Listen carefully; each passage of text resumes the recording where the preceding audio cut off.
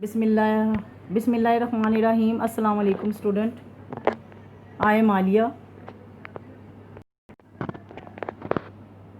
It's your last lecture of this chapter number 9 aromatic hydrocarbons. आज हम इसका करेंगे orientation in electrophilic substitution reactions. अब इलेक्ट्रोफाइल्स क्या होते हैं? Electrophiles are actually the electron loving atoms having positive charge and has tendency to accept the electron are called electrophile। यानी जिन पे पॉजिटिव चार्ज होगा और उनमें ये टेंडेंसी होगी कि वो किसी भी इलेक्ट्रॉन को जो है वो या पेयर की फॉर्म में एक्सेप्ट कर सकें, उनको हम कहते हैं these are electrophile and the reactions are known as electrophilic substitution reactions. अच्छा, ओरिएंटेशन। बेटा ओरिएंटेशन क्या हुआ? आपके घर में जैसे कोई मेहमान आया, आपने मेहमान को, या जारी बात है आप डायरेक्ट करोगे कि बेडरूम में जाओ, ड्राइंग रूम में जाओ, डाइनिंग रूम में बैठो, है ना? तो आप ही मेहमान को बैठाओगे ना कि आओ इधर इस जगह पे बैठो आके।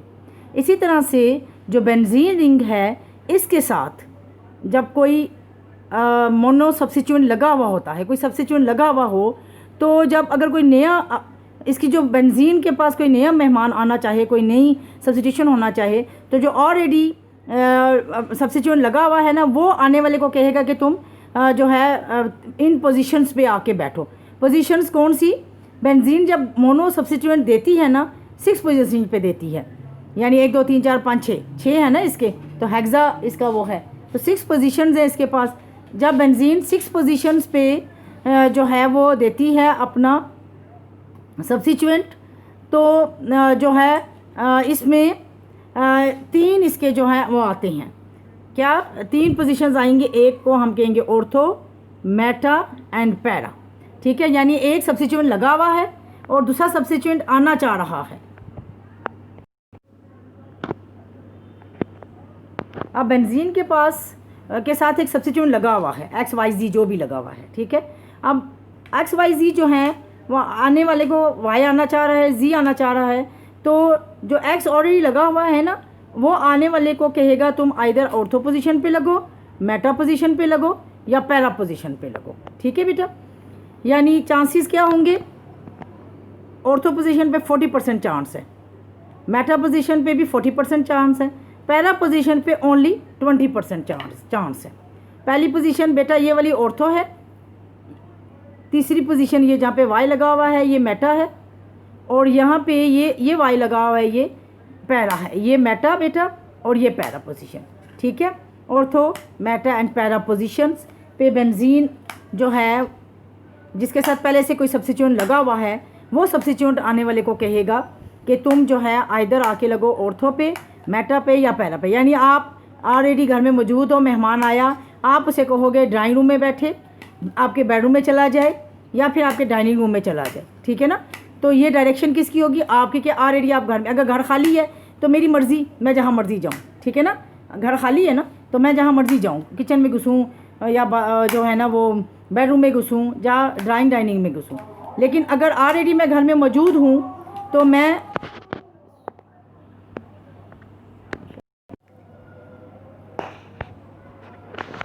ठीक है जी, जब अगर घर में मैं पहले से मौजूद हूँ और मेरे घर में कोई मेहमान आता है, तो मैं ज़ाहिर बात है मैं उससे डायरेक्ट करूँगी कि तुम बेडरूम, ड्राइंग रूम या किचन वगैरह कहीं भी जाके बैठो। ठीक है, तो किचन में नहीं, बेडरूम या ड्राइंग रूम। ठीक है, आप इसी तरह से बेंजीन के साथ जब सब्स्टिट्यूएंट लगा होता है, तो वो बेंजीन जो आने वाला नया सब्स्टिट्यूएंट होता है उसको कहता है ऑर्थो, मेटा या पैरा पोजीशन पे जाके बैठो।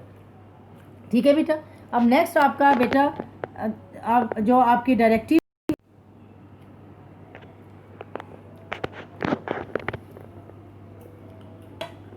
जो मोनो सब्स्टिट्यूएंट बेंजीन होती है ना, इसके साथ जो ग्रुप अटैच होते हैं, ये मैंने अभी जैसे बताया आपको यही डायरेक्ट करेंगे for incoming groups attach as जो है ना ऑर्थो, मेटा और पैरा। सो 2 तरह के आपके पास इस तरह से आते हैं ग्रुप्स। एक वो होते हैं जो ऑर्थो और पैरा डायरेक्टिव होते हैं, एक वो जो मेटा डायरेक्टिव होते हैं। अब हम सबसे पहले स्टडी करेंगे ortho and para directive groups. Ortho और पैरा डायरेक्टिव ग्रुप्स कौन से होंगे? वो वाले ग्रुप्स जो ऑलरेडी बेंजीन रिंग के साथ लगे हुए हैं। ठीक है, और नया कोई ग्रुप आया तो उसने वो 2 जगह पे उसको डायरेक्ट करेगा, कहेगा या तो चले जाओ ऑर्थो पोजीशन पे या फिर चले जाओ पैरा पोजीशन पे, ठीक है। ये अच्छा, इन ग्रुप्स की जो है कि जो अवेलेबिलिटी है वो क्या है कि ये इलेक्ट्रॉन रिलीज़ करते हैं, यानी इलेक्ट्रॉन गिविंग है, ठीक है। इलेक्ट्रॉन रिलीज़ करते हैं किसको, बेंजीन रिंग को, ठीक है। और बेंजीन रिंग इससे क्या होगा कि इलेक्ट्रॉन जो हैं वो बेंजीन रिंग पे अवेलेबल हो जाएंगे। कौन सी पोजीशन पे, ऑर्थो एंड पैरा पोजीशंस पे इलेक्ट्रॉन होंगे।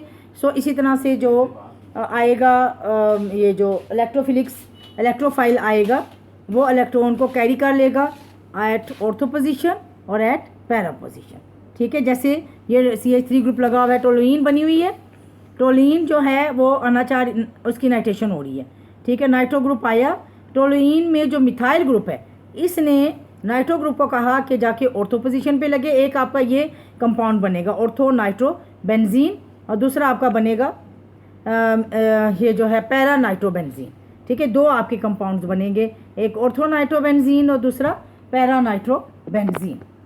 इसी तरह से अब बेटा कंडीशंस पे डिपेंड करता है, ठीक है। अगर जो कंडीशन जो हैं वो इस तरह से हैं कि अगर आपका अगर आपने नाइट्रिक एसिड डाला, सल्फ्यूरिक एसिड डाला और 60 to 70 डिग्री सेंटीग्रेड टेम्परेचर रखा, ठीक है। नाइट्रिक एसिड, सल्फ्यूरिक एसिड और टेम्परेचर जो है वो 60 to 70 डिग्री सेंटीग्रेड है, तो आपके पास बनेगी एक 2,4 डाई नाइट्रोटोलुइन, यानी एक ही दफ़ा में आपके पास ऑर्थो और पैरा पोजीशन पे जो है वो नाइट्रो ग्रुप लग जाएगा। और दूसरी आपकी बनेगी 2,6 डाई नाइट्रोटोलुइन, 2,6 डाई नाइट्रोटोलुइन, यानी टोलिन के लिहाज से ना ये जो 2 पोजीशन है ये भी यानी ऑर्थो है और इस तरह से जो 6 पोजीशन है ये भी ऑर्थो है। सो ये आपके पास 2 प्रोडक्ट आएंगे। और अगर बेटा आपने नाइट्रिक एसिड और सल्फ्यूरिक एसिड दोनों डाले और टेम्परेचर 100 डिग्री सेंटीग्रेड कर दिया तो आपको एक ही दफ़ा में कंपाउंड मिल जाएगा, जो कि आपको पहले वाले जो स्टेप था उसमें 60 to 70 डिग्री सेंटीग्रेड टेम्परेचर रखा तो 2 अलग-अलग मिले, ये आपको एक ही दफ़ा में मिल जाएगा। ये कहलाएगा 2,4,6 ट्राई नाइट्रोटोलुइन, ये जो है ना ये 2,4,6 ट्राई नाइट्रोटोलुइन, इसे हम TNT कहते हैं, ठीक है। TNT फॉर 2,4,6 ट्राई नाइट्रोटोलुइन, ठीक है बेटा। यानी डिपेंड्स अपॉन टेम्परेचर आपका प्रोडक्ट जो है वो डिफरेंट हो जाता है। अगर 70 डिग्री सेंटीग्रेड या 60 डिग्री सेंटीग्रेड टेम्परेचर हो तो आपको 2,4 डाई नाइट्रोटोलुइन मिलेगी, प्लस आपको जो है वो 2,6 डाई नाइट्रोटोलुइन मिलेगी। लेकिन आपने नाइट्रिक एसिड, सल्फ्यूरिक एसिड डाला और टेम्परेचर को हाई कर दिया, 100 डिग्री सेंटीग्रेड कर दिया, तो आपको 2,4,6 ट्राई नाइट्रोटोलुइन यानी TNT मिलेगा अलोंग विथ 3 वाटर मॉलिक्यूल और ऊपर वाले रिएक्शन में 2 वाटर मॉलिक्यूल, ठीक है बेटा जी।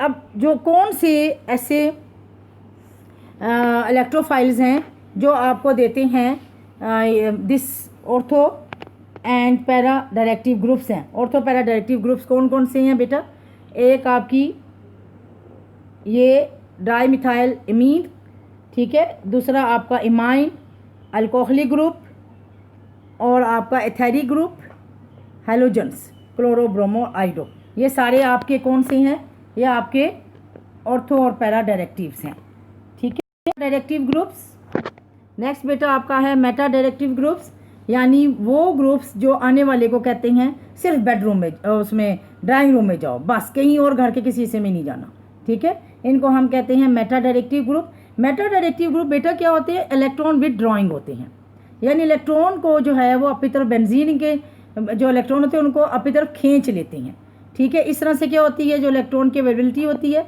वो रिड्यूस हो जाती है, ठीक है, इलेक्ट्रोफाइल के लिए, ठीक है। इस तरह से जो केमिकल रिएक्टिविटी है बेंजीन की वो डिक्रीज हो जाती है। सो इनकमिंग जो इलेक्ट्रॉन होते हैं वो अटैक करते हैं only on meta position and are known as the meta directive groups.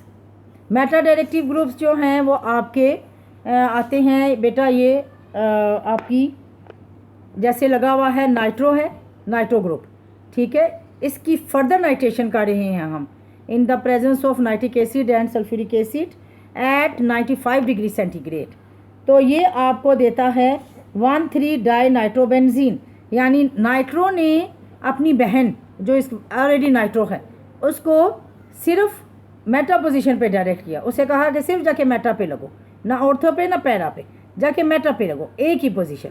ठीक है, तो ऐसे वाले जो एलिमेंट्स होते हैं, ग्रुप्स होते हैं, इनको हम मेटा डायरेक्टिव ग्रुप्स कहते हैं। ठीक है बेटा, इसमें जो आपके पास आते हैं ये आपके हैं नाइट्रोअमीन्स हैं, साइनाइड है, इधर लिखा हुआ नहीं बेटा, आपकी बुक में लिखा हुआ है, यहाँ पे कोई नहीं आया। ठीक है, आपके पास आती हैं मेटा डायरेक्टिव ग्रुप्स में NR यानी अमाइंस, फिर आपके पास आते हैं cyanide, C triple bond N cyanide, फिर carboxylic group COOH carboxylic group, फिर aldehyde group CHO aldehyde group, और फिर बेटा आपके पास जो है वो कीटोनिक ग्रुप।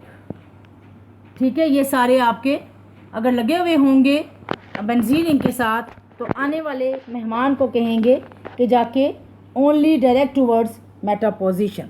ठीक है, नेक्स्ट बेटा आपका है, अब हमने ये सारा कर लिया बेटा, ये बहुत इंपॉर्टेंट नेक्स्ट चैप्टर, नेक्स्ट जो है आपका टॉपिक ये है comparison between of reactivities of alkenes and benzene और अल्कीन्स के दरमियान जो रिएक्टिविटी का क्या चक्कर है।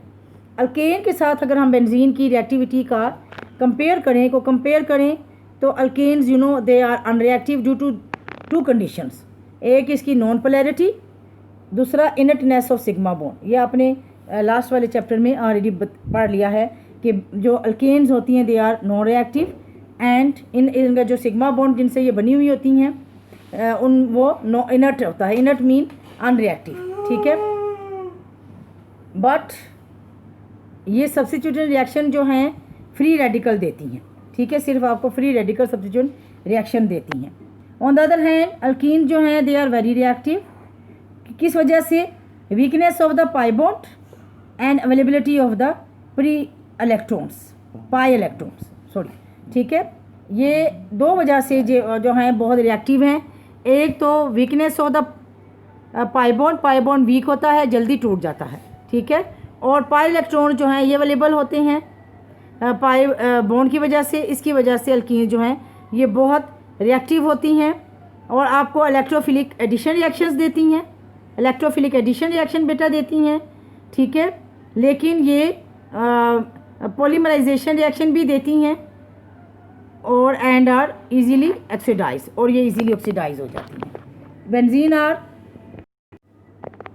सो अल्कीन्स आर मोर रिएक्टिव। ठीक है, बट अब आते हैं बेंजीन की तरफ।